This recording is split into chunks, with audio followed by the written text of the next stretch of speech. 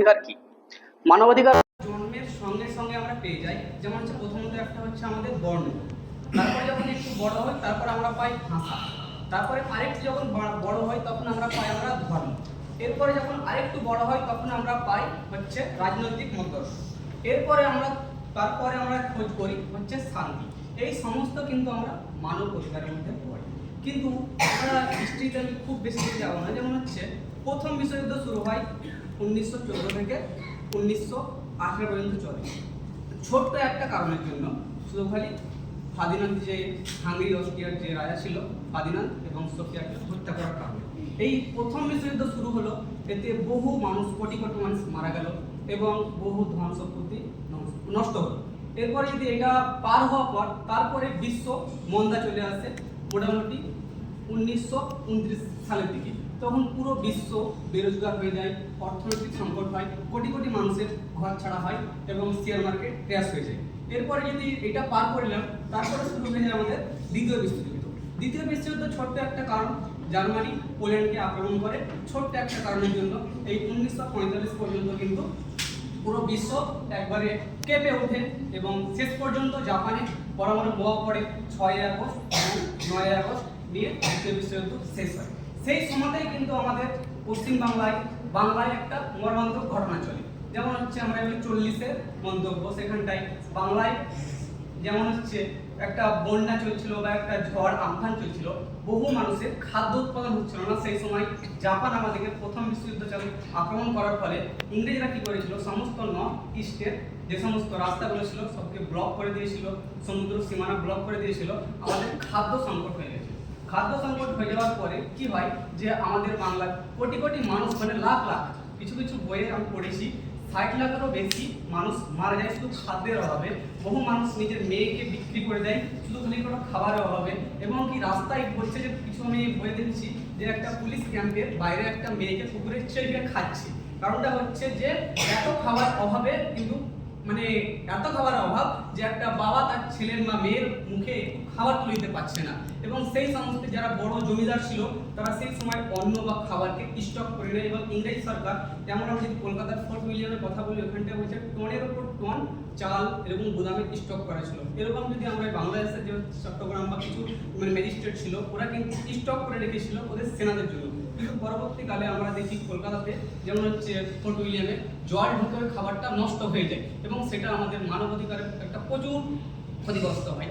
অবশেষে আমাদের ইউএনএ সমস্ত ঘটনাকে লক্ষ্য করে একটা সংস্থা তৈরি করে। ইউএনএ হচ্ছে 6টি প্রধান অঙ্গ, তার মধ্যে একটি অঙ্গ হচ্ছে যে অর্থনৈতিক এবং সামাজিক। এটি চালু হয় 1948-এ 10 ডিসেম্বর। তার আগে বহু মিটিং করার পর এই সংস্থাটা, আমরা যেটা মানবাধিকার দিবস পালন করছি, এখানটাই কিন্তু শুরু হয়। কিন্তু এর পরেও এত আমরা কষ্ট করার পরেও, এত একটা সময় তৈরি করলাম, তারপরেও কিন্তু আমরা আজকে যদি দেখি, এখন রিসেন্টলি যদি দেখি, আমরা যদি মিডল ইস্টের তাকাই, মিডল ইস্টের 17টা দেশ আছে। 17টা দেশের মধ্যে যদি দেখি আমরা, যেমন হচ্ছে সব থেকে এখন অনেকগুলো আতঙ্কবাদী সংগঠন আছে বা যে সমস্তকে কন্ট্রোল করছে, আর দুই রকম পক্ষ থেকে, একটা হচ্ছে ক্যাপিটালিস্ট, একটা হচ্ছে কমিউনিস্ট। এই ক্যাপিটালিস্ট সবসময় চায় আমার ডমিনেট করতে, ওদের জন্য মিডল ইস্টের যে সমস্ত দেশগুলো আছে এদের ক্ষতি হচ্ছে। তার মধ্যে আমরা দেখছিলাম রিসেন্টলি, আমি চলে আসি 2022-এর ঘটনা, 22-23-এর ইসরায়েল, ফিলিস্তিন, গাজা এবং বহু মর্মান্তিক ঘটনা আমরা ইউটিউব, ফেসবুকে শুধু খালি ওগুলোই চলছিল আস্তে আস্তে। এবং এরপরে কি হয় যে পুরোপুরি স্যাংশন লাগিয়ে দেয়, ওদেরকে একটা খাঁচার মধ্যে ভর্তি করে রেখে দেয়, বাইরে থেকে কেউ ওদেরকে খাবার দিতে পারবে না, ওরা বাইরে আসতে পারবে না, প্রত্যেকটা দেশ একটা স্যাংশনের মধ্যে বেঁধে দেয় যে ওকে কেউ হেল্প করতে পারবে না। এতে একটা মানবাধিকারের যে সমস্ত ভিডিওগুলো উঠে আসে, একটা মর্মান্তিক ঘটনা যে একটা ছোট বাচ্চা পার্লেজি বিস্কুটের জন্য কাঁদছে, সেই বিস্কুট পরে আমরা প্রোভাইড করার চেষ্টা করি, আমাদের ভারত সরকার সেটা একটা হেল্প করে, একটা ছোট ছোট বাচ্চাগুলো কাঁদছে মর্মান্তিক। হসপিটালের মতন কি হচ্ছে যে গ্রাউন্ড অপারেশন চলছে, কিসের জন্য, হামাসের তোয়ালে আন্ডারগ্রাউন্ড করে আছে, তার জন্য একটা মর্মান্তিক ঘটনা ঘটে পুরো বিশ্বে। এরপরে অনেক বহু ঘটনা ঘটে এবং ওয়ার্ল্ডের দিকে আমরা দেখি। এটা আমাদেরকে থামাতে হবে, এর বিরুদ্ধে আমাদের কথা বলতে হবে। শুধু খালি আমাদের দেশ সুরক্ষা থাকলে এরকম হবে না, পুরো বিশ্বকেও আমাদেরকে সুরক্ষা করে রাখতে হবে। পুরো বিশ্ব হচ্ছে আমাদের, যদি পুরো বিশ্ব থাকে তো ট্রেড হবে, ট্রেড হলে সমস্ত আমাদের দেশে যে কিছু উৎপাদন হয় না বাইরের দেশ থেকে আসবে, আমরা সস্তায় পাবো। আমাদের একটা মানব অধিকার, আমরা কোনো কিছু সস্তায় পাই তাহলে আমাদেরকে খাটতে কম হবে, আমাদের কর্ম কম, মানে একটু কম করতে হবে, তাহলে আমরা সহজেই পেয়ে যাবো। এবার যদি আমরা ভারতবর্ষের দিকে যদি আসি, তো ভারতবর্ষে আমরা জানি মৌলিক অধিকার, আমরা জানি যে 12 থেকে 35 পর্যন্ত শুরু হয়। কিন্তু মৌলিক অধিকার যেগুলো বলে দিয়েছে সেটাকে আমরা ইমপ্লিমেন্ট করতে হবে প্রত্যেকটা কথায় কথায়। যেমন আমাদের ইমপ্লিমেন্ট হয়, যেমন হচ্ছে আমাদের বলা হয়েছে যে লেবার ল, আর্টিকেল 23-এ বলে দেওয়া আছে, কিন্তু এখানটায় বলে দিয়েছে করবে কারা? আমরা সাধারণ মানুষ। ওটা তো আমাদের জন্য তৈরি করা হয়েছে।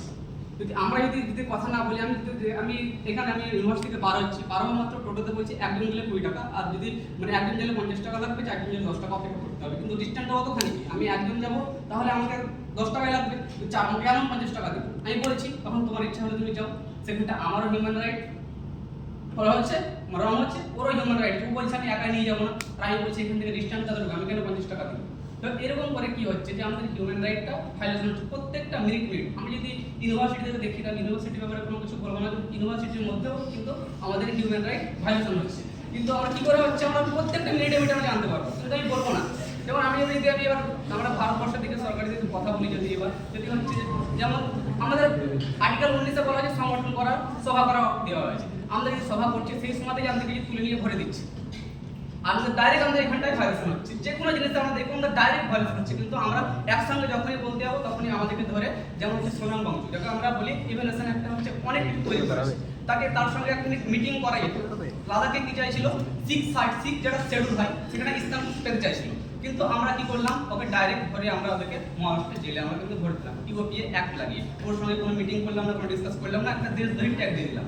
যদি কোনো সরকারের বিরুদ্ধে আমরা যদি হিউম্যান রাইটের মধ্যে যদি বেশি কথা বলি, তাহলে হয় আমার দেশদ্রোহী কথা বলবো, কিংবা আমরা কোনো পার্টির একটা কোনো পার্টির দাদা, কিংবা একটা যখন একটা ট্যাগ লেগে যাবে মানব দেহে। তা আমাদেরকে এইসব যে সমস্তগুলো আছে এগুলো বলবে, আমাদেরকে আমাদের কাজ আমাদেরকে করে যেতে হবে। তো আমাদেরকে যেটা বলার কথা, মানে আর্টিকেল 90 দিয়েছে আমাদেরকে, চারিদিকে বলার কথা দিয়েছে, সংগঠন করার কথা বলা হয়েছে, সম্পত্তি করা হচ্ছে। আমরা হচ্ছে ব্যবসা করছি, আমরা হচ্ছে বাংলা ভাষা, আমরা আমাদের বাংলায় কাজকর্ম নেই, আমরা বিদেশে কাজ করতে যাবো। আমি যদি এখানে পড়াশোনা করছি, আমার কোনো কাজ না থাকবে, আমাকে বাইরে যেতে হবে, উড়িষ্যা যেতে হবে, আমাকে ব্যাঙ্গালোর যেতে হবে, কর্ণাটক যেতে হবে। ওইখানে যে যদি আমাকে বাংলায় এসে বাংলা বলে আমাকে তাড়িয়ে দেয়, বাংলায় কথা বলে আমাকে তাড়িয়ে দেয়, তো আমাকে ডাইরেক্ট আমার ওখানটা কি হচ্ছে, মানব অধিকার আমার ভায়োলেশন হচ্ছে। তো এই ভায়োলেশন করতে আমাদেরকে আটকাতে হবে। এখানে আমরা ডাইরেক্ট বলছি আর্টিকেল 1 বলছে ইউনিয়ন, স্টেট ইন্ডিয়ান ইউনিয়ন বা ভারতের একটা ইউনিয়ন, একটা যখন বলছে তখন আমাকে বাংলাদেশি বলে কেন দাঁড়াচ্ছে, আমাকে ওয়েস্ট বেঙ্গলে ভাই। তো আমাদেরকে এখানটাই ডাইরেক্ট একটা হিউম্যান রাইট আমাদেরকে মানে হিট করছে এখানটায়।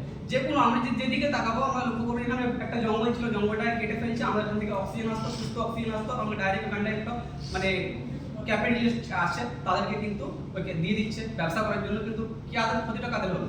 আমাদের হলো, কারণ ওখানে জঙ্গলটা থাকতো, যদি অক্সিজেনটা একটা সুস্থ অক্সিজেন আসতো, আমরা অক্সিজেনটা পেতাম। তো আমরা রাস্তা চলছি, রাস্তা যাওয়ার পরে যে এখান থেকে যাবো টোটো হর্ন বাজিয়ে যাচ্ছে, ভঁ করে হর্নটা যেখানে বসে বাজিয়ে যাচ্ছে, তো একটু হর্নটা যদি একটু অল্প যেত, শব্দ দূষণ কম হতো। শব্দ দূষণ কম হলে পরে আমাদের কি হতো, শব্দ দূষণ কম হলে আমাদের একটু উপকার হতো, দূষণ থেকে বাঁচতাম। তো এটা হচ্ছে মানব অধিকার। আমরা যেদিকে আমরা চোখের দিক থেকে যেদিকে তাকাবো, আমরা এখানে আছি, এখানে বড় সিনিয়র আমাকে একটা, আমি ইউনিভার্সিটি এসেছি, তার একটু সম্মানের সঙ্গে থাকবো, ইউনিভার্সিটিতে সম্মানের সঙ্গে কথা বলবো। যে এসে আমাকে কথা বলছি, তোদের কথা বলছি, সেখানটাও একটা হিউম্যান রাইট কি হচ্ছে, ভায়োলেশন হচ্ছে। আমি ছোট মানছি, আমি ছোট, কিন্তু আমাকে একটা সম্মান দিয়ে কথা বলতে হবে, তোমাকে আমি সম্মান দিয়ে কথা বলবো। যেহেতু তুমি সম্মান দেবো না, তার জন্য আমিও সম্মান দিতে বাধ্য নয়, কিন্তু আমাকে আমার যোগ্যতা দেখার জন্য তোমাকে সম্মান দিতে হবে আমাকে, তার জন্য আমাকে হিউম্যান রাইট আমাকে এটা ফলো করতে হবে।